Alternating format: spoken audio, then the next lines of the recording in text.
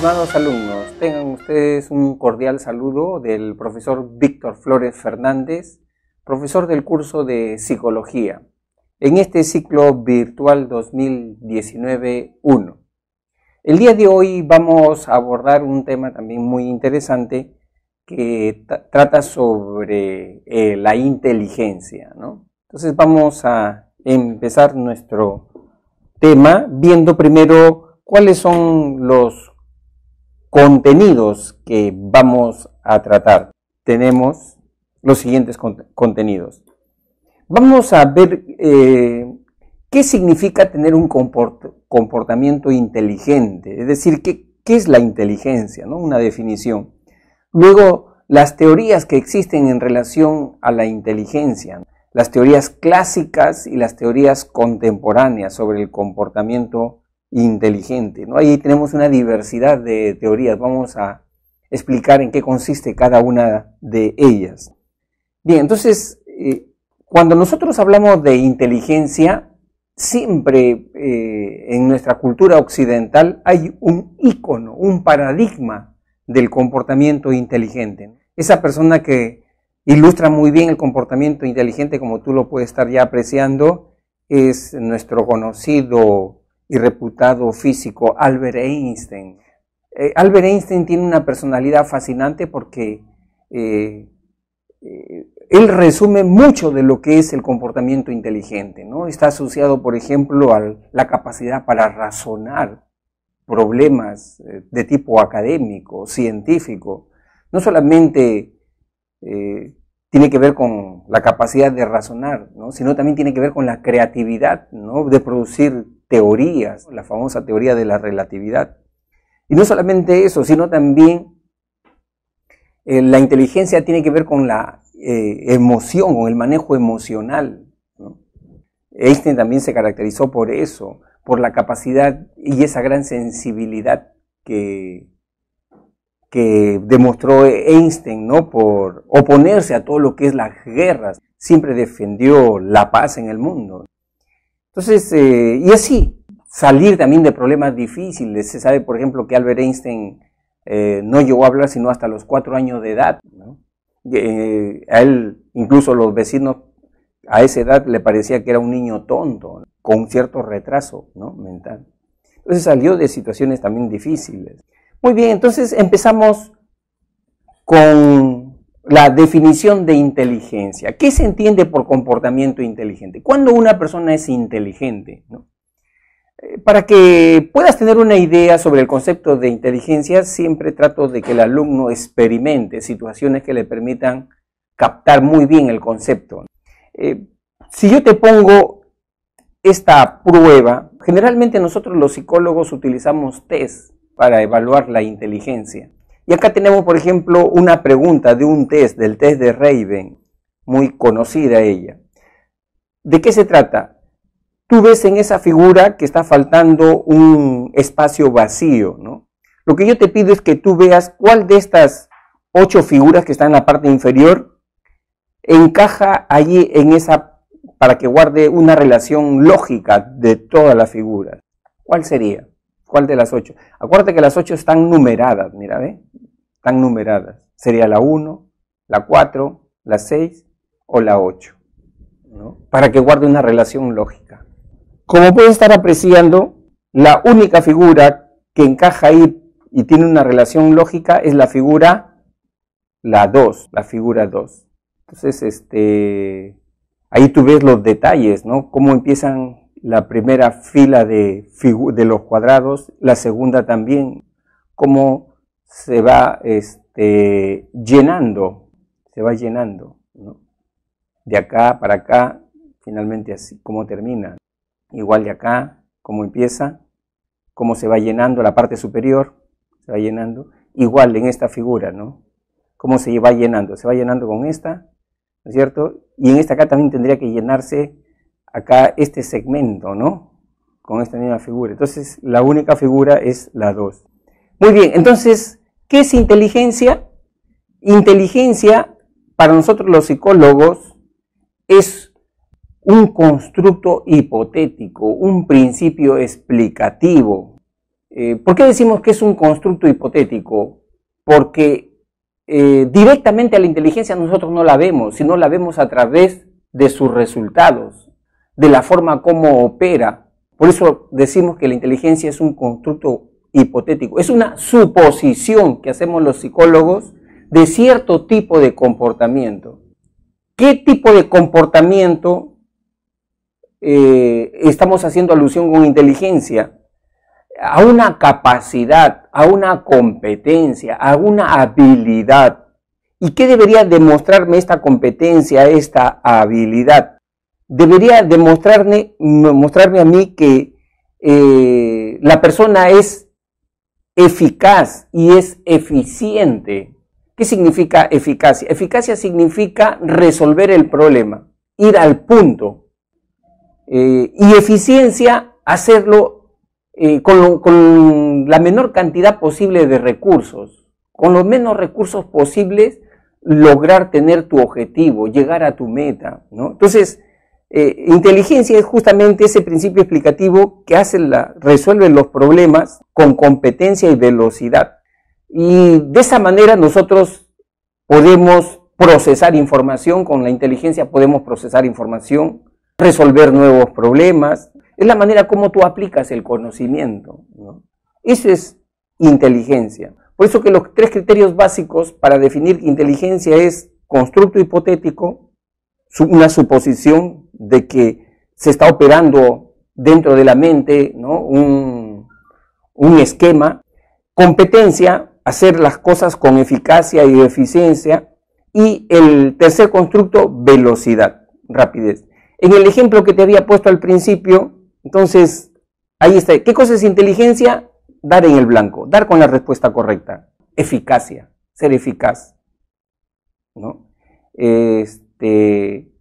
Y el otro criterio, hacerlo rápido. No es lo mismo resolver este ejercicio demorándote 10 minutos a que lo puedas hacer solamente en 2 minutos o en 1 minuto. No es lo mismo.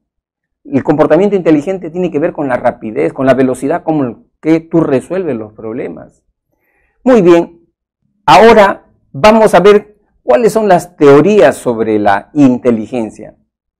En psicología, el término inteligencia ya tiene más de 100 años de uso. O sea, los psicólogos ya tenemos más de un siglo utilizando el concepto de inteligencia. Y los psicólogos le hemos dado diversas definiciones sobre lo que es el comportamiento inteligente. Algunos, por ejemplo, destacan que inteligencia es cuando tú razonas bien. ¿Y cuando razonas bien? Justamente cuando te enfrentas a problemas de carácter cognitivo, académico. Para otros, inteligencia es simplemente cuando tú sabes manejar tus estados emocionales, no te dejas llevar por la impulsividad. Para otras personas, inteligencia es cuando sabes afrontar problemas nuevos, utilizas tu creatividad. Y para otras personas, inteligencia es cuando tú te sabes adaptar a las situaciones, ¿no? Entonces, hay tantas definiciones sobre inteligencia, por eso que en psicología los psicólogos hemos agrupado todas estas definiciones en 2 grandes categorías. Ahí tenemos las teorías clásicas o psicométricas de la inteligencia, pero también tenemos las teorías modernas, contemporáneas sobre inteligencia.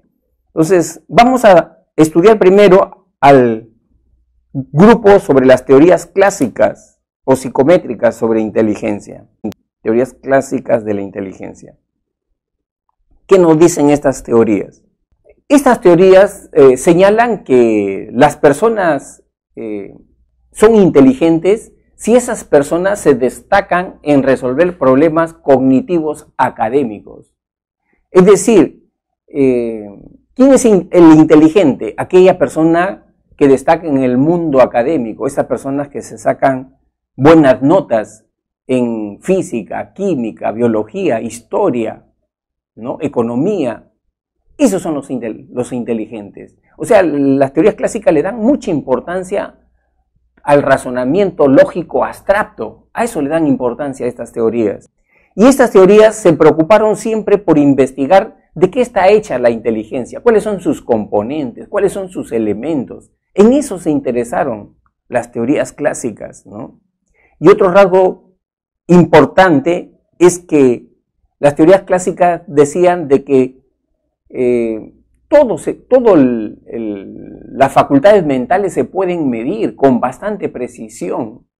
Así como uno mide, por ejemplo, el espacio, mide volumen, ¿no? Utilizas el metro, utilizas el litro. Igual, la inteligencia también se puede medir con bastante precisión, ¿no?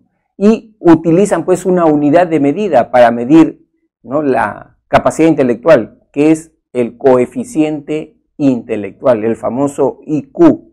Entonces, estas disciplinas aportaron conceptos para medir la capacidad intelectual, ¿no? Y de hecho, para medir la capacidad intelectual hay todo un marco teórico, ¿no?, que está dentro del campo de lo que se conoce como la psicometría. ¿Qué significa psicometría? Psicomente, metría, medición, medición de la mente. ¿Qué es la psicometría? Básicamente, chicos, la psicometría es la aplicación de la estadística al campo de la psicología. Muy bien, eso es lo que señalan las teorías clásicas. ¿Y cuál fue la primera prueba de inteligencia? ¿Cuál es el antecedente más remoto sobre la medición de la inteligencia? Ahí tenemos el gran aporte de este psicólogo francés, Alfred Binet. Él en 1904 crea el primer test de inteligencia, ¿no? ¿Y cómo se da esto? Es que en ese tiempo el gobierno francés tenía un problema. ¿Cuál era su problema?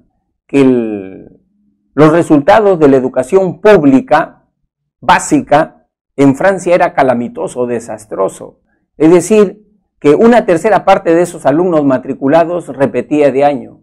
Otra tercera parte desertaba del colegio y solamente una tercera parte aprobaba el grado, ¿no? O sea, eso era realmente un cuestionamiento al sistema. Entonces, el gobierno francés le encargó a un psicólogo, Alfred Binet, que ideara una prueba para que a inicio del año pudiera detectar qué alumnos podrían tener un buen pronóstico en rendimiento académico, pero fundamentalmente de qué alumnos podría irles mal, ¿no?, durante el año, ¿no? Y Alfred Binet ideó esa prueba y evaluó a los alumnos. Y de alguna manera identificó qué alumnos tenían baja capacidad y que podría irles mal en el colegio, no para separarlos, sino para darles una mejor ayuda, o sea, anticipándose, ¿no? Y ese fue un poco la motivación de Alfred Binet al crear el primer test de inteligencia, ¿no? Y desde 1904 se vienen utilizando test sobre inteligencia para evaluar la capacidad intelectual de las personas. Muy bien, entonces, ¿cuál es el sustento teórico para evaluar, ¿no?, la capacidad intelectual de las personas, ¿no? ¿Cómo se evalúa la capacidad intelectual? Ya les había señalado que utilizamos nosotros los psicólogos la psicometría. Y ahí hay tres conceptos básicos para evaluar la capacidad intelectual. Una es edad mental, el otro concepto es el coeficiente intelectual y el tercer concepto es la categoría intelectual o nivel intelectual. ¿Qué es edad mental? Este concepto de edad mental tiene más o menos una semejanza con ese concepto que tú ya tienes dentro de tu mente. A veces nosotros, cuando nos referimos a un amigo, a un conocido, porque tiene un comportamiento infantil, inmaduro, ¿qué cosa decimos? Mira, Pedro tiene 18 años, 20 años, pero se comporta como un niño, todavía no madura, tiene un comportamiento infantil. Parece que fuera un niño de 12 años, no asume responsabilidades.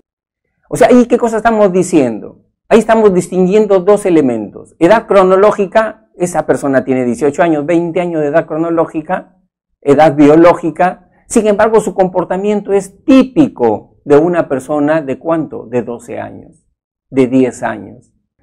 Ese mismo significado le estamos dando en psicología, con la diferencia que los psicólogos no nos llevamos por una impresión subjetiva. Los psicólogos tenemos que medir realmente, objetivamente, el rendimiento de esa persona, ¿no? ¿Y qué hacemos?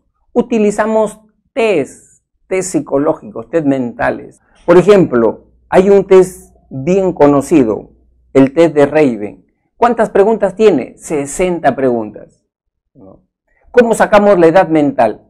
El autor de ese test, para que nosotros los psicólogos lo podamos utilizar, ¿qué cosa hace ese autor antes de sacar ese test al mercado? Ese test tiene que validarlo primero. ¿Qué hace? Ese test lo aplica a 8.000, 10.000 personas de diferentes grupos etarios. Por ejemplo, 100 chicos de 8 años, 100 chicos de 9 años, de 10 años, de 20 años, de 21 años, 100, así, por grupos etarios. Y saca cuál es el promedio que obtienen los chicos, por ejemplo, de 18 años, de 60 preguntas. En promedio, ¿cuántas respuestas correctas hacen de 60 preguntas esos chicos de 18 años? Y de repente sale que en el test aproximadamente 65%, ¿no?, de los chicos de 18 años hacen un promedio, ¿no?, de, no sé, me imagino, de 60 preguntas hacen 50, 48, vamos a ponerle 48 puntos de 60 puntos, los chicos de 18 años. Ya, ese puntaje corresponde a la edad mental. Es decir, si una persona de 15 años de edad cronológica, o si una persona de 25 años de edad cronológica hace 48 puntos de 60, ¿qué tengo que deducir yo? Yo tengo que deducir que esa persona de 15 y de 25 años tienen una edad mental ¿de cuánto? De 18 años. De 18 años. Así tenga 15 años de edad cronológica o 25 de edad cronológica, pero si me ha sacado de ese test 48 puntos, su edad mental va a ser 18 años. Entonces, ¿qué cosa decimos respecto a edad mental? Edad mental es el puntaje alcanzado por una persona en una ejecución de un test, comparándole con el puntaje promedio de un grupo etario, ¿no?, de la misma edad, ¿no? Ese es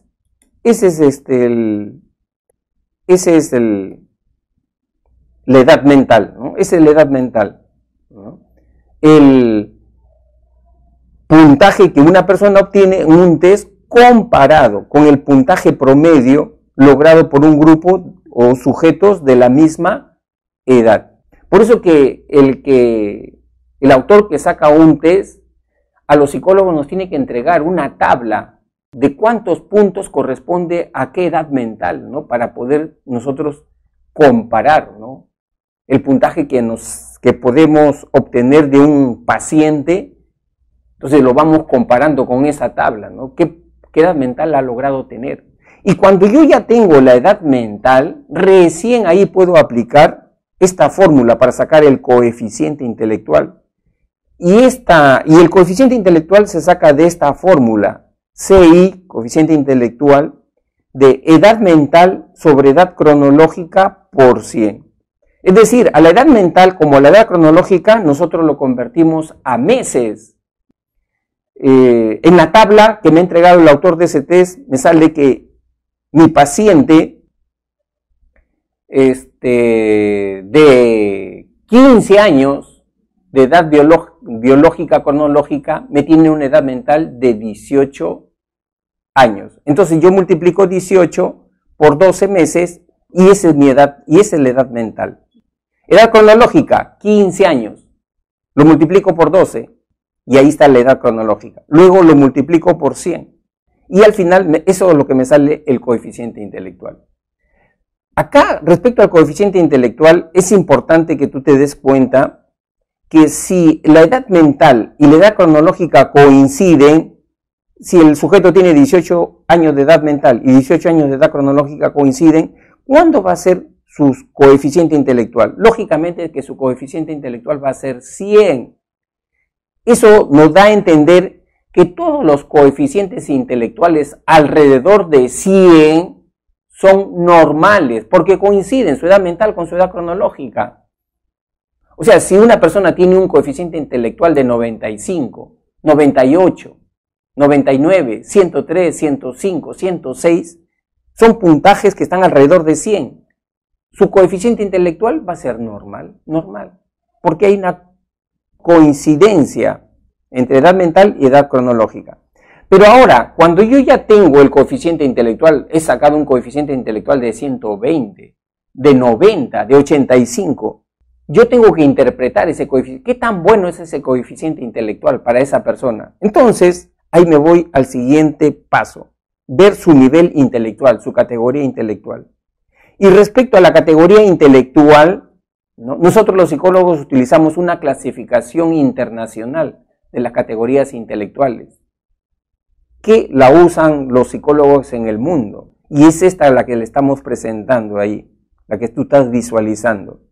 ¿Qué nos dice esta clasificación? Mira, en la parte de en medio tú estás viendo, las personas que tienen un CI de 90 a 109, su inteligencia es normal, es promedio, ¿no? La mayoría de personas se encuentran en esta categoría, ¿no? Bajando, las personas que tienen un CI de 80 a 89 les corresponde una categoría de inteligencia normal o promedio. Las personas que tienen un CI de 70 a 79 se les llama inteligencia limítrofe o torpe también a veces. Y ya las personas que tienen un coeficiente menor a 69 ya es retardo mental, deficiencia mental definida. Tienen que ir a un colegio de educación especial, ¿no? En la parte superior, ¿no? Ahí tenemos las personas que tienen un CI de 110 a 119, inteligencia normal pero alto. De 120 a 129, inteligencia superior. Y ya las personas que tienen un CI mayor de 130, muy superior. Generalmente a las personas que tienen un CI de 130 para arriba son las personas superdotadas. Las personas superdotadas. ¿Por qué es importante el coeficiente intelectual? Es importante porque se ha encontrado que existe una alta correlación entre el coeficiente intelectual y el rendimiento académico. Es decir, los alumnos que tienen un mejor coeficiente intelectual tendrán un mejor rendimiento académico. Por eso que cuando los psicólogos hacemos orientación vocacional y existe un alumno que quiere estudiar una carrera de bastante exigencia académica, medicina, por decir así, es que ese alumno debe tener una inteligencia superior al promedio, más que el promedio, para que tenga un desarrollo exitoso. Por ejemplo, también se sabe que las personas que tienen una inteligencia intelectual limítrofe, acá están viendo, generalmente no terminan la secundaria, se quedan en segundo, tercer año de secundaria. O sea, su capacidad intelectual no les da para afrontar temas de contenido abstracto, de contenido académico abstracto. Muy bien. Entonces, eso es con respecto a las categorías intelectuales. Ahora, vamos a explicar en qué consiste este gráfico, ¿no? Este gráfico nos dice cómo se distribuye la inteligencia en el mundo. Acá en el Perú, ¿cómo se distribuye? ¿Qué cantidad de personas tienen inteligencia promedio? Este cuadrito te da una explicación. Y este cuadrito ha salido del mundo ¿de qué? De la estadística, ¿no? Los psicólogos, para formarnos, tenemos que estudiar también estadística, sino cómo vamos a entender la construcción de un test. Tenemos que saber algo de estadística. Y justamente este cuadro, esta imagen nos dice que la distribución de la inteligencia en cualquier país, en cualquier región, tiene una distribución normal. O sea, tiene una curva de Gauss, más o menos. Esta es la famosa campana de Gauss. Esta es la campana de Gauss. Como ustedes pueden estar apreciando, este gráfico dice que el 68% de la población, miren acá, el 68% de la población tiene un CI entre 85 y 115. En cualquier país, en cualquier región. Acá en Lima, por ejemplo, el 68% de los limeños tiene su inteligencia entre 85 a 115 de coeficiente intelectual. Y un 14% tiene una inteligencia de 70 a 85. Y acá, inteligencia del 55 al 70, un 2%. 2%. ¿Esto qué significa? Significa que en términos concretos, por ejemplo, acá en Lima, un 2% son sujetos que tienen retardo mental. O sea, su inteligencia es menor, ¿no? A 69, ¿no?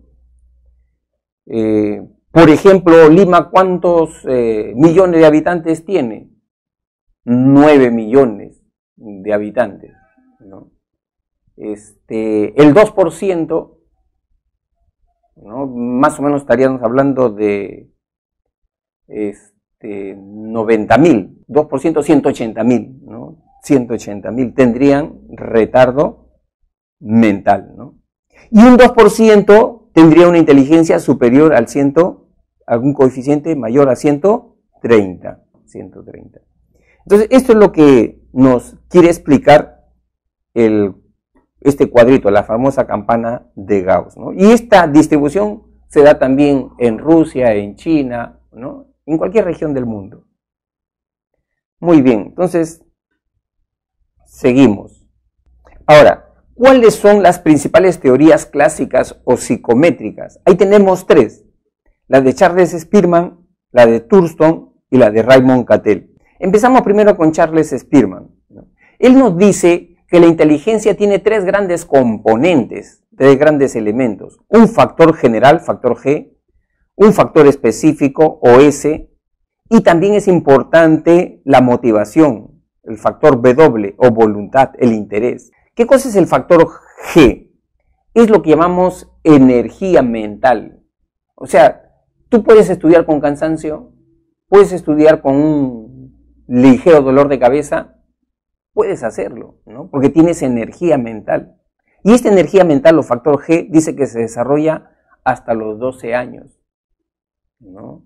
Como el motorcito realmente de la inteligencia. Luego también tenemos factores específicos, y los factores específicos son habilidades o aptitudes particulares. Por ejemplo, mi razonamiento verbal, ¿cómo es? Mi memoria, ¿cómo es? Capacidad para retención de dígitos. Son habilidades ya más específicas. Y el factor W ya habíamos dicho, ¿no? Es la motivación, las ganas de hacer alguna tarea, alguna actividad, el interés que le pongo, la pasión con la cual me comprometo a hacer, ¿no? Ese es el factor W, ¿no? De Spearman.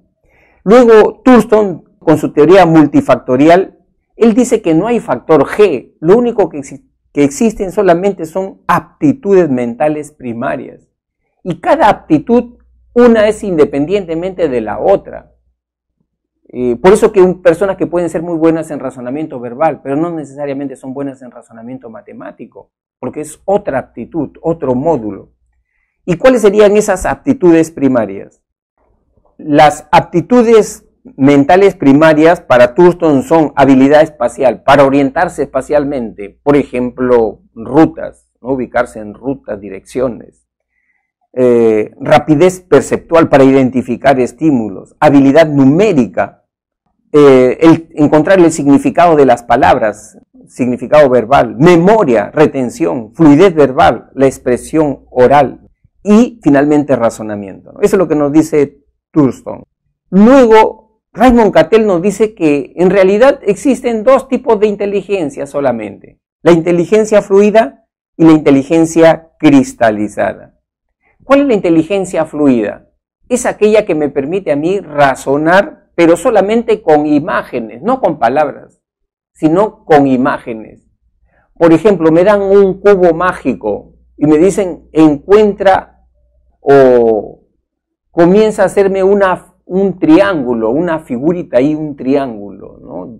De color rojo. Tengo que mover esos dados para encontrar esa figura, ¿no? De un triángulo. ¿Con qué estoy razonando? Con imágenes. Estoy razonando con imágenes. Esa es inteligencia fluida. Quiero sacar un objeto o un mueble de un ambiente de mi casa y ese ambiente es, ese mobiliario es muy ancho y no pasa por la puerta. ¿Cómo tengo que hacer para sacar ese mobiliario, ¿no? Ahí tendría que hacer uso de mi inteligencia fluida, razonar con imágenes. El ejemplo que te había puesto al principio, acuérdate, ¿acá tú razonas con palabras? No, razonas con imágenes, solamente con imágenes. Ahí se está probando tu inteligencia fluida, ¿no? En cambio, la inteligencia cristalizada es cuando tú razonas ya con información, con conocimiento. Es como si yo te preguntara en estos momentos, ¿tú me puedes decir cuál es el país que está al oeste de Francia? ¿No? País que está al oeste de Francia. Para darme esa respuesta tú tienes que tener información, si no, no me vas a dar esa respuesta. Entonces, por eso que la inteligencia cristalizada tiene que ver mucho con educación, con cultura. ¿Quiénes son los que tendrían mejor inteligencia cristalizada? ¿El alumno de secundaria completa o el alumno que ya tiene universidad? De hecho, ¿no? El que tiene más información, más educación, ¿no? Tú no has visto, por ejemplo, hay personas que los días domingos compran el comercio. En la última página del comercio sale el famoso, en toda la hoja, el crucigrama. Y hay personas que rápido lo resuelven. ¿Por qué? Porque tienen información, tienen bastante información, han leído bastante, ¿no? Rápido lo resuelven. Entonces, esa es inteligencia cristalizada, ¿no?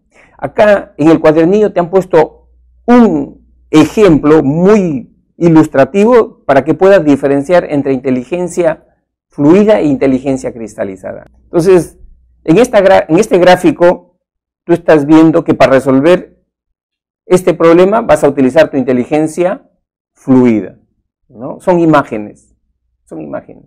En cambio, en este otro gráfico, tú para resolver, ¿no?, estas ecuaciones, tú tienes que tener conocimiento previo. ¿Cómo se resuelve? Ahí estás usando la inteligencia cristalizada. Entonces, hay dos tipos de inteligencia para Raymond Cattell, ¿no? Y Raymond Cattell nos dice que el verdadero potencial de una persona, ¿en dónde estaría entonces, estimados alumnos? ¿En la inteligencia fluida o en la inteligencia cristalizada? El verdadero potencial. El verdadero potencial está en la inteligencia fluida, porque la inteligencia fluida es cómo está diseñado tu cerebro, cómo trabaja tu cerebro, y ahí no has recibido educación, instrucción. O sea, es lo que tú puedes dar como persona, ¿no? Y dice que la inteligencia fluida, ¿no?, se desarrolla hasta los 12 años, ¿no?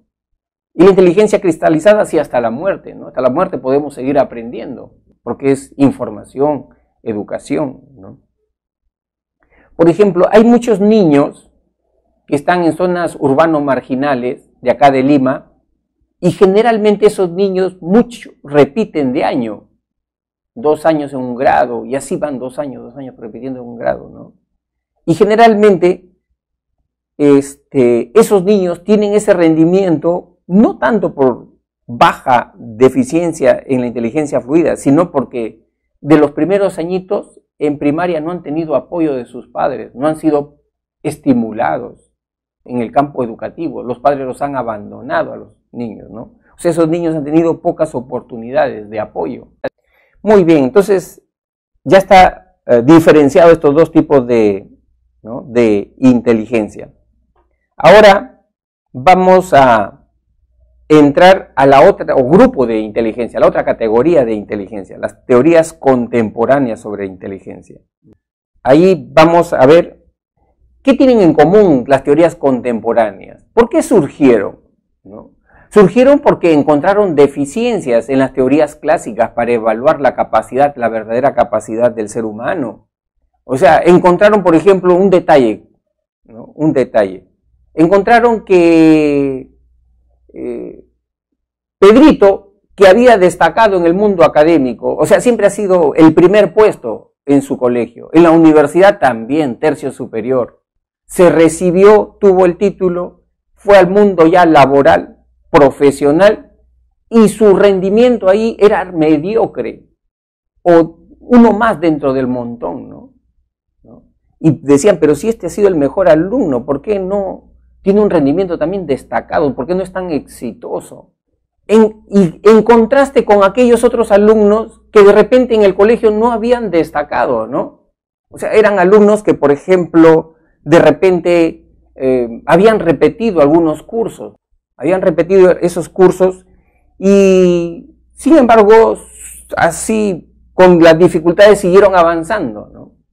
Y después, en el mundo profesional, en el mundo laboral, tenían un rendimiento destacado. Pero ¿cómo? Si ese alumno se sentaba a la clase, no venía al colegio y ahora tiene éxito en el campo laboral, ocupacional, profesional. ¿Qué pasa? Entonces ahí surgieron las primeras alertas. El test que mide coeficiente intelectual no está midiendo todas las capacidades en el ser humano. Hay otras capacidades que son tan importantes e incluso más importantes que el coeficiente intelectual para tener éxito en la vida. Como que, por ejemplo, saber relacionarse, ser creativos, imaginativos, tener inteligencia práctica, manejar tus estados emocionales, ser perseverante, no desanimarte ante la primera frustración, ¿no? O sea, hay otras cualidades en el ser humano que los test mentales no estaban midiendo. Entonces, por eso que comenzaron a surgir las teorías contemporáneas. Y estas teorías contemporáneas, ¿en qué se centraron? Básicamente en medir, ya no resolver problemas de carácter cognitivo académicos, sino resolver problemas de adaptación, aquellos problemas que tienen que ver con la experiencia de las personas. En ver otro tipo de competencias, como las competencias sociales, habilidades sociales, ¿no? Autocontrol emocional, creatividad y todos aquellos aspectos que nos puedan conducir al éxito. Entonces, en eso se centraron. Y a las teorías contemporáneas no les interesó ya mucho medir la naturaleza de la inteligencia, sino se preocuparon por apreciar cómo va evolucionando la inteligencia, cómo se va desarrollando la inteligencia, ¿no? En esos temas sí le dieron mayor importancia. Bien, entonces dentro de las teorías contemporáneas tenemos varias. Ahí tenemos la teoría de Piaget, la teoría psicogenética de Piaget, tenemos la teoría sociocultural de Vygotsky, tenemos la teoría triárquica de Robert Stenberg, la teoría de las inteligencias múltiples de Howard Gardner y finalmente la teoría de la inteligencia emocional de Daniel Goleman. Vamos a empezar con la primera teoría. La teoría psicogenética de Piaget también tiene otro nombre, se le llama la teoría del constructivismo endógeno. ¿Qué nos dice Piaget? Piaget nos dice que la inteligencia es una capacidad que tiene que ver más con la maduración del ser humano, o sea, es más interna, es una capacidad interna. Y esa capacidad interna, ¿no?, que depende más de la maduración del sujeto, ¿no?, tiene que ver cómo va evolucionando los esquemas mentales en el ser humano, ¿no? El ser humano tiene 4 niveles evolutivos, intelectualmente hablando, dice Piaget.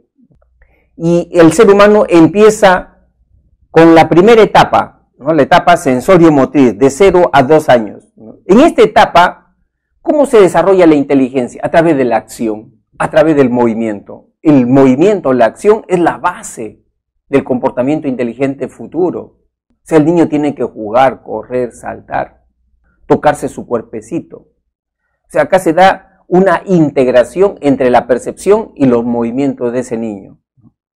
En esta etapa se caracteriza porque encontramos ahí este fenómeno de la permanencia del objeto, que se da a los 13 meses, 14 meses, ¿no? ¿En qué significa esto? Que el niño a esa edad recién comienza a tener huella mental, imagen mental, ¿no?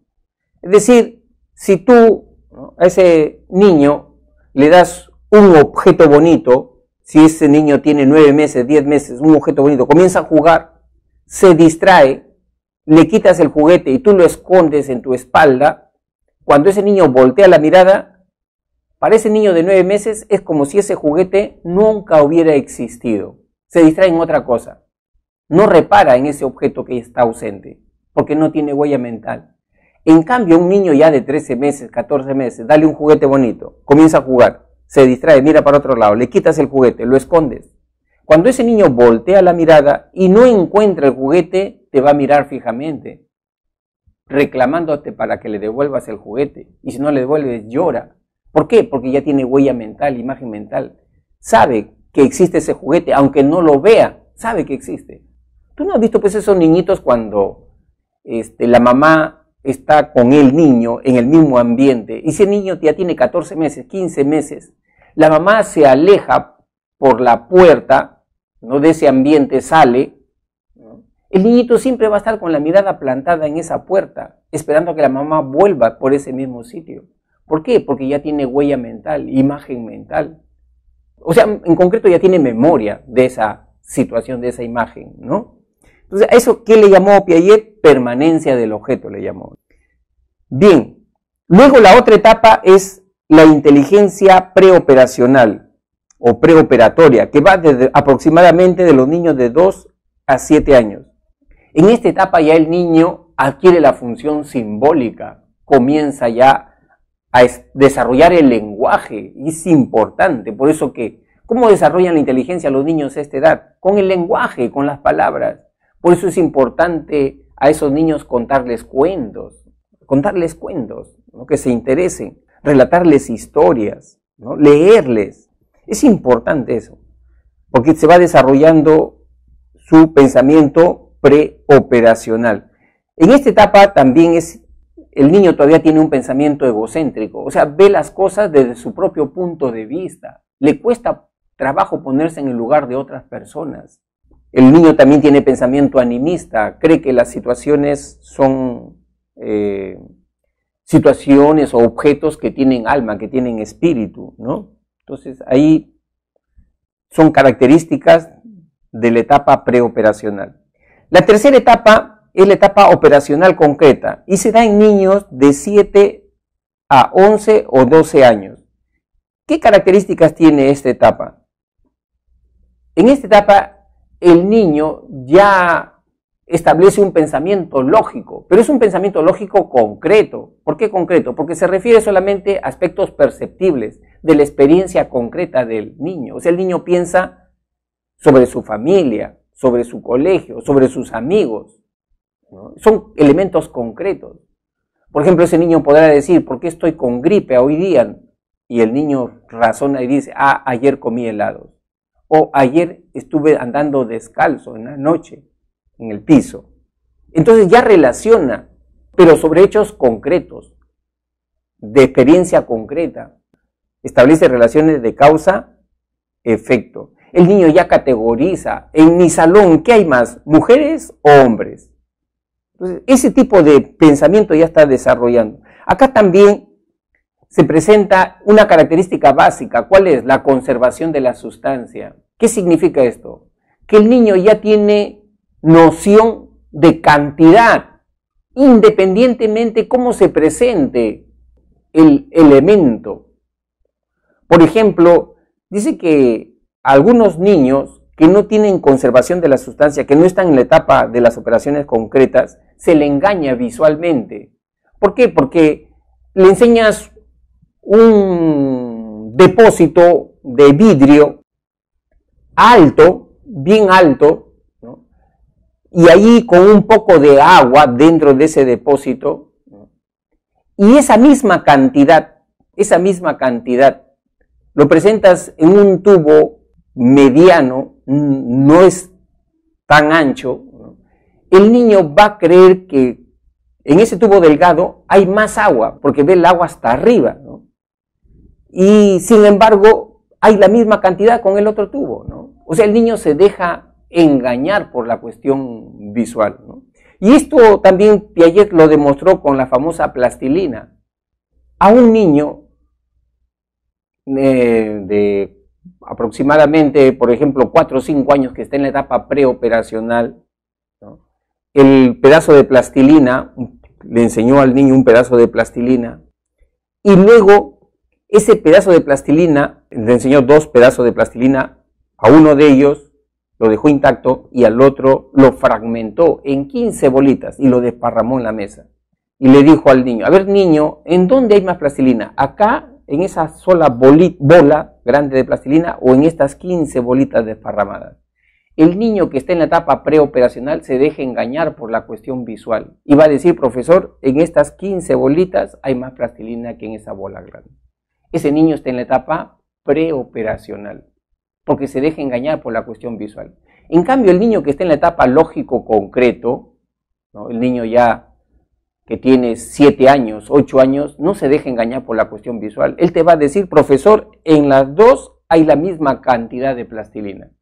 Porque en su mente, el niño va a hacer operaciones mentales, ¿no? ¿Qué cosa va a hacer? Va a decir, esas 15 bolitas que están distribuidas las puedo juntar y hacer una sola bola y ser igualita como que estuvo antes, al inicio. O sea, el niño por el pensamiento operacional concreto realiza operaciones de análisis y síntesis mental, ¿no? Pero sobre objetos concretos. En cambio, cuando el sujeto pasa ya a la etapa de la inteligencia operacional formal, que son chicos ya de 11 a 18 años de edad, o a partir de los 12 años para arriba, ¿en qué consiste este tipo de inteligencia o capacidad? Es cuando ya las personas utilizan el pensamiento hipotético deductivo. ¿Qué significa esto? Que un chico de 12, 13 años ya puede plantearse hipótesis, ya piensa en el futuro, cómo va a ser mi vida si escojo esta carrera. Ya está pensando en el futuro, son situaciones hipotéticas.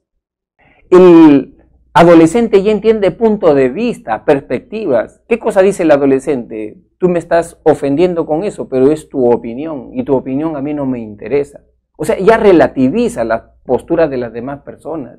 Ya no es como ese niño que se pone a llorar cuando lo ofenden o de repente responde como un puñete al atacante, ¿no? Ya relativiza eso porque entiende que hay puntos de vista, hay perspectivas. No existe verdad absoluta.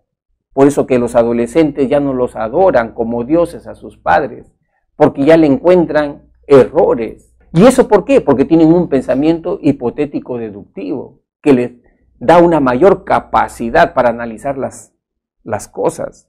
En esta etapa también los adolescentes entienden ya de metáforas, de analogías, ¿no? Para poder mejorar su pensamiento. Bueno, eso es en líneas generales la propuesta de Jean Piaget en el desarrollo intelectual. Luego tenemos otra teoría, la teoría sociohistórica. También se le conoce como teoría dialéctica, propuesta por un psicólogo ruso, Lev Vygotsky. Y Vygotsky, a diferencia de Piaget, Piaget le daba importancia a qué factor, la maduración, como algo interno. En cambio, Vygotsky le da más importancia a qué, a la educación. Para él, la educación es clave en el desarrollo intelectual de una persona, de un niño. Eso es lo que jala el desarrollo, la educación. Por eso él cree que la inteligencia es producto del aprendizaje y ese aprendizaje entendido como una interacción social. ¿Entre quién? Entre el profesor y el alumno, entre el experto y el novato. Eso es lo que jala el desarrollo, no la maduración, según Vygotsky, ¿no? Y él señalaba que las operaciones intelectuales que tenemos nosotros, las operaciones intelectuales, siempre aparecen 2 veces. Por eso él habla de la internalización. Las funciones psicológicas son producto de una internalización, de una asimilación. Y estas aparecen 2 veces. Uno en el plano social, en el plano interpsicológico, y otra en el plano individual, en el plano intrapsicológico. Un ejemplo para poder entender esto es cuando los niñitos de 4 o 5 años están aprendiendo a sumar y a restar. Al principio la profesora no les enseña con objetos concretos, a ver, tienes 4 manzanas acá y le agregas 5, ¿cuántas tienes? 9. A ver tus deditos, tienes 3, le agregas 2 más, ¿cuántos tienes? ¿No? O sea, primero es a nivel de interacción social, el plano interpsicológico, ¿no? Con una persona que sepa más, ¿no? Y después, con la práctica, eso ya se vuelve interno, se hace una operación intelectual. Y el niñito ya no necesita los dedos, ya no necesita las manzanas, no necesita los palitos, sino resuelve de manera mental. Así se desarrollan las funciones psicológicas y dentro de ellas la inteligencia. Es lo que dice el psicólogo Lev Vygotsky. Y para Lev Vygotsky, importante entender cómo se desarrolla la inteligencia con este concepto de la zona de desarrollo próximo. ¿Y qué es la zona de desarrollo próximo? Es la diferencia entre el desarrollo potencial de realizar tareas con ayuda de expertos y el de realizar tareas por uno mismo. Como graficó este concepto Lev Vygotsky, ¿no? Decía, por ejemplo, hay niños que tienen la misma edad mental, 8 años de edad mental, 8 años de edad mental, y separó en dos grupos. A un grupo le dio ayuda, pistas, o sea, para que resolviera problemas con la ayuda de un experto, de un profesor, ¿no? Problemas. Y al otro grupo, para que lo hiciera solito, por su propia cuenta, ¿no? ¿Y qué encontró? Que los alumnos que resolvían problemas con ayuda podían llegar a resolver problemas de nivel para niños de 12 años de edad, ¿no? En cambio, los niños que resolvían problemas por su cuenta solitos, ¿no? Solamente resolvían problemas hasta niños de 9 años de edad, problemas a un nivel de 9 años de edad, ¿no? Es decir, con esto demostraba que las personas y los niños pueden desarrollar más su capacidad intelectual cuando reciben pistas, ayudas externas, ¿no? No cuando lo hacen solitos, ¿no? Y eso es la zona de desarrollo próximo, ¿no? O sea, es ese espacio entre poder resolver problemas con ayuda de otra persona y poder resolver tus problemas solito, ¿no? Entonces, a eso le llamó, a esa zona, como ustedes pueden estar apreciando, le llamó la zona de desarrollo próximo, que es vital, ¿no? Para incrementar la inteligencia, según este autor. Luego tenemos la teoría triárquica de Robert Stenberg. ¿Qué nos dice Robert Stenberg? Que la inteligencia tiene 3 componentes. Hay una inteligencia analítica, hay una inteligencia creativa y hay una inteligencia práctica, ¿no? Y cada uno de nosotros tiene diferentes, ¿cómo podríamos decir? Diferentes dosis de estos tipos de inteligencia, ¿no? ¿Qué es la inteligencia analítica? Es la que te permite a ti razonar con operaciones intelectuales, análisis, síntesis, hacer inferencias, hacer interpretaciones, hacer extrapolaciones. La inteligencia analítica, ¿sabes dónde se presenta? Cuando tú resuelves problemas de carácter académico, cuando resuelves problemas de física, química, historia, economía. Ahí está presente la inteligencia analítica. Tiene que ver con resolver problemas de conocimiento, de información. Entonces, los mejores alumnos en la academia son los que tienen mejor inteligencia analítica, porque la academia se preocupa de que tengas capacidades en ese aspecto nada más. Sin embargo, esa no es toda la inteligencia, dice Stenberg. También hay una inteligencia creativa o experiencial, ¿no? ¿Qué significa esta inteligencia? Cuando te enfrentas a problemas nuevos, a problemas diferentes, no a los mismos problemas que estás acostumbrado, ¿no? En su caso, estimados alumnos, ¿cuándo se hace presente la inteligencia creativa? Cuando tú, por ejemplo, tratas de modificar, cambiar tus viejos hábitos de estudio, tus métodos de estudio, no los que tenías ya cuando estabas en 4º o 5º año secundaria, sino a estas nuevas exigencias. Te estás enfrentando a una nueva situación, a un nuevo reto, ingresar a la universidad, y por lo tanto tienes que saber cómo prepararte, cómo organizar tu tiempo, cómo procesar información. Es un cambio, y un cambio abrupto. ¿Cómo enfrentas ese cambio? ¿No? Ahí entra a tallar tu inteligencia creativa, ¿no? La manera como te adaptas a esa nueva situación de manera novedosa, diferente, ¿no? Esa es la inteligencia creativa. Pero no solamente hay inteligencia analítica, creativa, también hay inteligencia práctica o contextual. ¿Y en qué consiste esta inteligencia? Es simplemente cómo la persona puede resolver un problema, ¿no?, con el menor tiempo posible, ¿no?, utilizando los recursos de manera eficientemente, ¿no?, y realmente obteniendo beneficios, obteniendo grandes beneficios, ¿no? Para poder entender muy bien lo que es la inteligencia práctica, hay un solo término que la define: astucia. Astucia. ¿Eres una persona astuta? Te doy un ejemplo de inteligencia práctica. Si te dicen a ti, en una semana o un mes tienes examen, ¿cómo te preparas para ese examen? ¿Qué priorizas? ¿Cómo organizas tu tiempo? ¿no? ¿Cómo sacas beneficio de esa semana, de ese mes que tienes para dar el examen? Ahí entra a tallar la inteligencia práctica, ¿no? Y ahí tú vas a ver que hay alumnos que tienen buena inteligencia práctica y otros que tienen mala inteligencia práctica. Los que tienen mala inteligencia práctica, ¿qué hacen? Se ponen a estudiar temas y se van incluso de repente por las ramas, se van por las ramas, estudian temas que no están en el cuadernillo.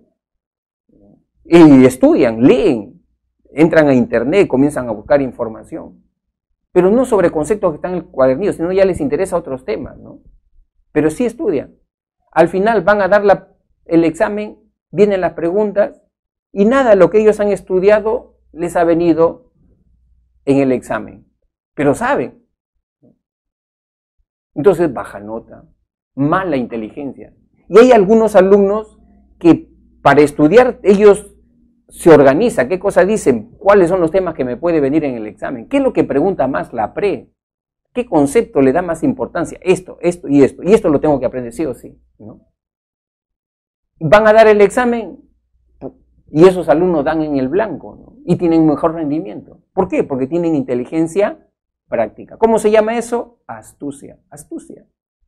Entonces, incluso Robert Stenberg decía que para tener éxito en la vida, el componente más importante es la astucia, ¿no? La astucia. Por eso que tú ves en el mundo, acá laboral, de nuestro medio, acá en Perú, Lima, ¿no? Que hay personas que de repente no han destacado mucho en el mundo académico, en el mundo de la inteligencia analítica, pero han destacado bastante en el campo de los negocios.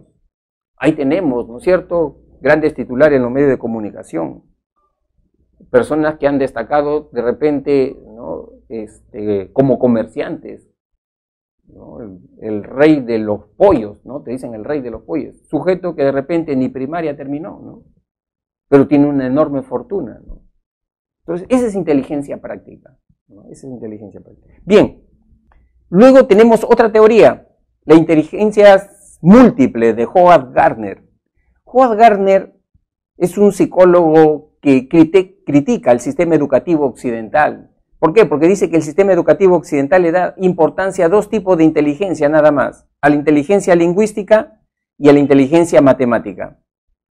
Y si nos ponemos a pensar, igual, acá en la pre, ¿no?, te evalúan tu capacidad solamente en estos dos tipos de inteligencia, ¿no? La inteligencia matemática y la inteligencia lingüística, ¿no? Pero ¿el ser humano tiene solamente esas capacidades? No, el ser humano tiene múltiples capacidades, ¿no? Y por eso que Howard Gardner encontró 8 tipos de inteligencia. Vamos a ver en qué consisten. Primero, la inteligencia lingüística es la capacidad para dominar el lenguaje, para saber expresarse bien, ¿no?, verbalmente, para escribir también, para redactar. ¿Quién tiene este tipo de inteligencia lingüística? Los escritores. Los periodistas tienen bastante inteligencia lingüística. Los oradores.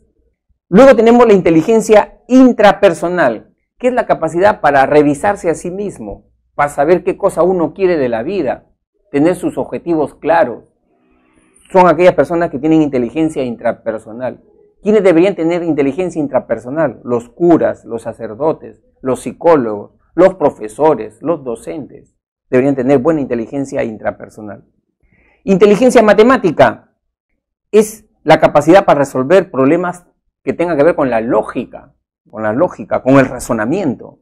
¿Quiénes son los que tienen este tipo de inteligencia? Los científicos, pues, ¿no es cierto? Los científicos, los ingenieros, ¿no?, tendrían desarrollada bien este tipo de inteligencia.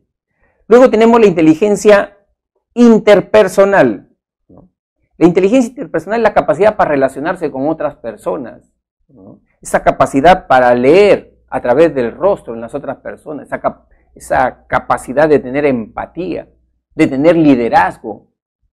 ¿Quiénes son los que tendrían inteligencia interpersonal? Los vendedores, ¿no? Los vendedores tendrían que tener bastante inteligencia interpersonal. Luego tenemos la inteligencia espacial o visoespacial. Es aquella en donde a mí me permite tener y orientarme en el espacio, calcular volumen, por ejemplo, en este salón, ¿cuántos alumnos entran? Rapidito saco la cuenta. ¿Por qué? Porque tengo inteligencia espacial. ¿Quiénes son los que tendrían este tipo de inteligencia? Ahí tenemos los pintores, los arquitectos, una gran capacidad espacial, ¿no? Los arquitectos, por ejemplo, en muchas universidades, para estudiar arquitectura no basta solamente conocimiento, sino le tienen que tomar una prueba vocacional de aptitudes. Le presentan un dibujo con gráficos, figuras geométricas, y le piden que esa misma figura encuentre dentro de 5 alternativas la que está rotada en 180 grados. Y él tiene que sacarla rapidito, ¿no? O sea, rapidito imaginarse, ¿no? Esa es inteligencia espacial. Luego tenemos la inteligencia corporal o sinestésica, capacidad para manejar el cuerpo, para hablar a través del cuerpo, ¿no? ¿Quiénes son los que tienen este tipo de inteligencia? Ahí tenemos los deportistas de alta competencia, ¿no? Jugadores de fútbol, las jugadoras de vóley. Ahí tenemos también los artesanos, las que hacen maravillas con sus dedos, con sus manos. El médico cirujano, también inteligencia corporal sinestésica. Estimados alumnos, le hago una pregunta sencilla. ¿Ustedes creen que el delincuente, el ladrón, ese que se roba tu monedero, tu cartera sin que tú te des cuenta, que es muy hábil con las manos, tendría inteligencia sinestésica? ¿Qué dicen ustedes? Aparentemente sí, porque tiene habilidad en las manos. Sin embargo, en la definición de Howard Gardner, para él eso no es inteligencia, porque para él inteligencia es aquel que tiene una capacidad, un talento, pero también a la vez aporta a la comunidad. Por eso que inteligencia es crear un producto valioso en favor de la sociedad. Y el delincuente no aporta nada, más bien quita. Entonces no está dentro del comportamiento inteligente. Luego tenemos la inteligencia naturalística, que es la capacidad para detectar cambios en la naturaleza. ¿Quiénes son los que tienen inteligencia naturalística? Ahí tenemos las personas que sienten un amor por los animales, por un amor por las plantas. Tú ves que hay personas que le hablan a los animales. Encuentran un perro en la calle todo abandonado, carachoso, se acercan, lo abrazan, lo alimentan, lo besan, ¿no?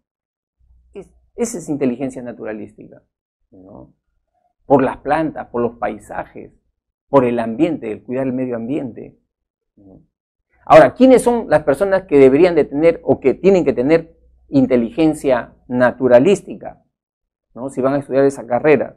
Ahí tenemos el médico veterinario, el ingeniero ambiental, ¿no? Tienen inteligencia naturalística. Y luego, finalmente, la inteligencia musical, capacidad para detectar cambios en melodías, ¿no? Ver ritmos, armonía, ¿no? Las melodías. Y tú vas a ver que hay personas, por ejemplo, que escuchan una sola vez una canción y rápido la reproducen. Y hay otras personas que pueden escuchar 10, 15 veces la misma canción y no se la aprenden, porque no tienen buena inteligencia musical, ¿no? Entonces, esta teoría de Howard Gardner está comenzando a tener fuerza. Ahora en los colegios, muchos colegios tienen el sistema de las inteligencias múltiples. O sea que allí hay cursos no solamente de matemática, de física, de historia, también hay cursos que tienen que ver con desarrollar el aspecto artístico, cursos de música, cursos de danza, también lo toman, le dan esa importancia, ¿no? Porque el ser humano es integral. Seguramente más adelante, estimados alumnos, no ahora ni dentro de 5 años, de repente ni dentro de 10 años, pero en el futuro, los exámenes a la universidad deberían de ser en base a competencias. Por ejemplo, yo quiero ser administrador de empresas. Para que yo pueda ingresar a la facultad de esa universidad, deberían evaluarme por mis competencias para esa carrera. ¿Y qué competencia se requiere para esa carrera? Una de ellas, soy una persona emprendedora, me relaciono con las personas, sé hablar en público, ¿no? O sea, para que tenga éxito en esa carrera, tiene que tener esas competencias, ¿no? Y así, ojalá que más adelante el modelo sea evaluación por competencias para el ingreso a la universidad, ¿no? Y no solamente el examen de conocimiento, ¿no? Bien, seguimos entonces. Finalmente tenemos la teoría de la inteligencia emocional de Daniel Goleman, ¿no? Daniel Goleman nos dice de que las personas que tienen éxito en la vida no es tanto porque tienen un alto coeficiente intelectual, sino que son aquellas personas que tienen un manejo emocional. O sea, esas personas que son perseverantes, esas personas que saben trabajar en equipo, ¿no? Esas son las personas que tienen éxito en la vida. Y él encontró en un estudio que del 100% de las personas que habían tenido éxito en la vida, un 20% se debía básicamente a un alto coeficiente intelectual. Sin embargo, en el 80% de esas personas que no tenían alto coeficiente intelectual, se debía al manejo emocional. ¿Y qué es importante para tener éxito? Decía Goleman. Ahí es importante, primero, desarrollar estas competencias, estas 5 competencias. Primero, autoconocimiento. Saber uno qué cosa quiere de la vida, saber cómo uno es, hasta dónde se puede exigir, cómo se puede exigir. O sea, conocerse a sí mismo. La otra competencia, el autocontrol. Tener autodominio, no ser impulsivos, hacer siempre una pausa, ¿no?, entre el estímulo y tu respuesta, hacer pausas. Tercero, la automotivación. ¿Qué pasa cuando estás decepcionado, frustrado? ¿Te sigues sumergiendo en la decepción, en la desesperanza, o inmediatamente te automotivas? Te dices frases que te levantan la moral. Eso es bien importante también para el éxito, la manera como uno se va motivando a sí mismo. Y la otra competencia, la empatía, capacidad de ponerse en el lugar de la otra persona, leer a través del rostro, ¿qué nos dice esa persona? Porque el cuerpo habla también. Entonces, esa es otra capacidad importante. Y finalmente, manejo de relaciones es saber comunicarse con otras personas. Ahí es importante, por ejemplo, asumir algunas habilidades sociales, saber escuchar al otro, ser tolerante, tener liderazgo, saber cómo organizar a las personas. Esos son aspectos que tienen que ver también con la inteligencia, dice, y con el éxito, dice el psicólogo Daniel Goleman. Muy bien, pues, estimados alumnos, entonces hemos terminado con las teorías contemporáneas y las teorías clásicas de la inteligencia, ¿no? Ahora vamos a pasar a la estación de las preguntas, la práctica. Estimados alumnos, entonces empezamos a desarrollar nuestra práctica, la práctica número 10 sobre inteligencia. Primera pregunta. Dice, en una conferencia universitaria sobre biología molecular, la doctora Lazo demuestra su conocimiento sobre el tema, respondiendo hábilmente las interrogantes de los participantes e incluso de otros conferencistas. De acuerdo a la teoría de Cattell, en este ejemplo se evidencia el uso de la inteligencia. Como tú puedes estar apreciando, Cattell solamente habla de 2 tipos de inteligencia, la inteligencia fluida y la inteligencia cristalizada, ¿no? En este ítem se enfoca en el conocimiento, manejo de información. Si es así, entonces estamos hablando de inteligencia cristalizada, ¿no? La respuesta correcta es la B, inteligencia cristalizada. Pregunta número 2. Un danzante de tijeras se caracteriza por realizar movimientos de muchas exigencias físicas y casi acrobáticas, realizándolos siempre al compás de la música. En esta danza la fuerza y el equilibrio son una constante. De acuerdo a Gardner, en este ejemplo un danzante de tijeras exhibe una inteligencia. Este ítem está ya con la respuesta ahí, ¿no? Clara, nítida, no hay dudas. Es la inteligencia sinestésica o inteligencia corporal, lo que les habían señalado, ¿no? Inteligencia corporal o inteligencia sinestésica, que tiene que ver con el manejo del cuerpo, equilibrio del cuerpo. Pregunta número 3, dice así. Identifique los ejemplos que corresponden con los tipos de inteligencia propuestos por Howard Gardner, ¿no? Y ahí hace la mención de los tipos de inteligencia y las situaciones, ¿no? Algunos ejemplos. Empezamos. Inteligencia intrapersonal, capacidad para revisarse a sí mismo. Belén es una competente traductora de idiomas. No, esto es traductora de idiomas, manejo de idiomas, inteligencia lingüística. B. Carlos ya desde niño exhibe que será un percusionista exitoso. Percusionista, instrumento de viento. No, musical, estamos viendo. C. Mario es arquitecto y diseña la maqueta de un coliseo.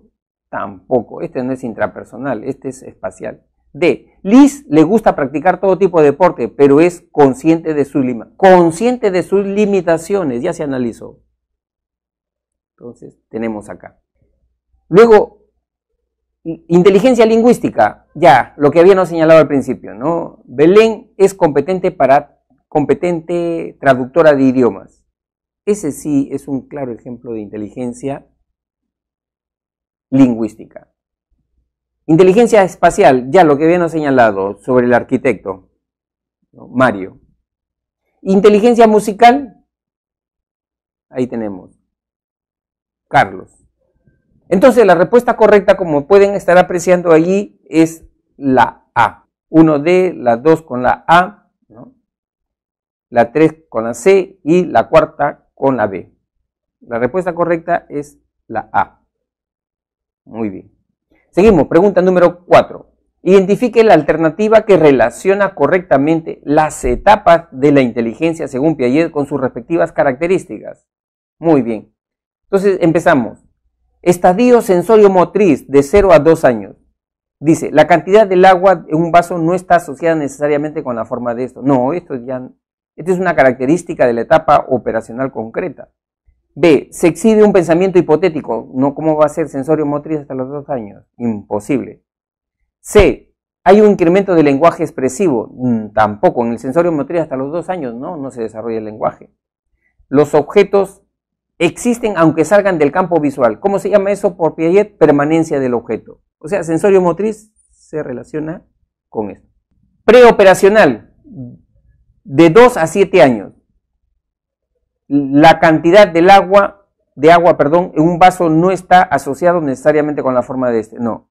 ¿Se exhibe un pensamiento hipotético? Tampoco, no es preoperacional. ¿Hay un incremento del lenguaje expresivo? Claro que sí. Preoperacional hay un incremento del lenguaje. ¿Por qué? Porque se desarrolla la función simbólica, la capacidad de representación. Operaciones concretas. Acá sí, operaciones concretas se relaciona con la A. La cantidad de agua en un vaso no está asociado necesariamente con la forma de... ¿Por qué? Por el concepto de conservación. Ya mantiene la idea de conservación el sujeto. Y eso se da a los 7, 8 años de edad. Y finalmente, operaciones formales, su característica es la presencia del pensamiento hipotético deductivo, que es acá, ¿no? Entonces, la respuesta correcta en la 4 viene a ser la E. Seguimos. Pregunta número 5. Dice, relacione el ejemplo con el tipo de inteligencia de la teoría triárquica de Stenberg. Enunciado 1. Ante la ausencia de un papel, escribe el número telefónico sobre su brazo. ¿Qué tipo de inteligencia? No es analítica, no hay análisis de conocimiento, de información, no es creativa, no se presenta ante un problema nuevo. Lo único que queda es la inteligencia práctica, la C. Enunciado 2. Comienza el examen por el curso de anatomía. ¿Qué es lo que más domina? Evidente, estamos hablando de cada inteligencia analítica. Razonar con información, conocimiento, ¿no? Y enunciado 3, Energizer lanzó al mercado un celular cuya batería se carga cada 50 días. Lanzó al mercado un celular, un cambio, una novedad. Inteligencia creativa. Entonces la respuesta correcta en la 5 es la A. La 5 es la A. Luego tenemos pregunta número 6. El neurólogo Santiago Ramón y Cajal, desde muy joven, presentó una habilidad para identificar tipos de aves. Incluso las podía dibujar de memoria. De acuerdo a la teoría de Gardner, en este caso se evidencia la puesta en práctica de la inteligencia, Gardner, animales, evidentemente no hay duda. Es la inteligencia naturalística, ¿no? Pregunta número 8, dice, Mariana ha sido designada delegada de su salón. porque es capaz de comprender e interpretar los diferentes estados emocionales de sus amigos para darles una adecuada orientación. Podemos afirmar que presenta el rasgo de la inteligencia emocional denominado a esta competencia, más que rasgo, esta competencia, Daniel Goleman le llamó la empatía, ¿no? La empatía, capacidad de leer sentimientos, emociones, pensamientos en otra persona, ¿no? Pregunta número 8. Fabián, al explicar a su tutor cómo hizo para mejorar su rendimiento en matemáticas, lo hace empleando analogías asociadas a los deportes. De acuerdo a Jean Piaget, se encontraría en la etapa intelectual llamada o denominada, ahí tenemos la etapa de las operaciones formales, pensamiento abstracto, ya cuando manejan pensamiento abstracto. Es el pensamiento operacional formal, ¿no? Pensamiento hipotético deductivo. Bien, dice así, su desempeño como ajedrecista experimentado e incuestionable, su nivel de conocimiento del juego era notable, independientemente del retador y el grado de dificultad de la jugada de este. Cuando se enteró que su país entró en guerra, comenzó a perder en los torneos. Ante esto, su esposa comentaba que había perdido el interés por el juego. De acuerdo con la teoría de Charles Spearman, en este ejemplo se evidencia fundamentalmente la acción del factor que él denominó. Charles Spearman hablaba de un factor G, inteligencia general, un factor S, aptitudes, y un tercer factor, la motivación, ¿no? Del enunciado entonces se puede deducir que acá lo que está fallando en ese ajedrecista es la motivación, la disposición, que eso le llamó el factor W. Perdió el interés, la E. Y finalmente, pregunta 10. Identifique la validez, verdad o falsedad de las siguientes afirmaciones con respecto a la teoría del constructivismo endógeno de Jean Piaget. Enunciado 1. Dice, el entorno sociocultural y el proceso educativo como parte de este son determinantes en el desarrollo intelectual de un individuo. Esta es una tesis de Jean Piaget, como puedes tú apreciar, no es una tesis de Jean Piaget, es una tesis más bien de Lev Vygotsky. Por lo tanto, esto es falso. Esto es falso. Enunciado 2. Aportó el concepto de zona de desarrollo próximo. También es falso, ¿no? Esto le correspondió a Lev Vygotsky. Enunciado 3. El pensamiento hipotético deductivo es característico del estadio de las operaciones formales. Esto sí es verdadero, ¿no? Esto sí es verdadero. Entonces, acá le ponemos B. Por lo tanto, la respuesta correcta en la 10 es la A. Falso, falso, verdadero. Bien, estimados alumnos, entonces hemos concluido, ¿no?, con nuestro tema de inteligencia, y allí traten de discriminar muy bien. Básicamente hay algunos tópicos entre inteligencia cristalizada e inteligencia fluida, ¿no? Siempre viene en el examen ese tópico, porque al alumno a veces se le dificulta discriminar estos dos conceptos. Y luego no les van a preguntar sobre coeficiente intelectual, cómo se saca un coeficiente intelectual, ¿no? Lo que sí pueden ver qué significa la edad mental, eso también es un tema relevante, ¿no? Y los aspectos de las diversas teorías. Bien, entonces eso es todo por el día de hoy, ¿no? Estudien y ya nos estaríamos viendo la próxima semana. Adiós.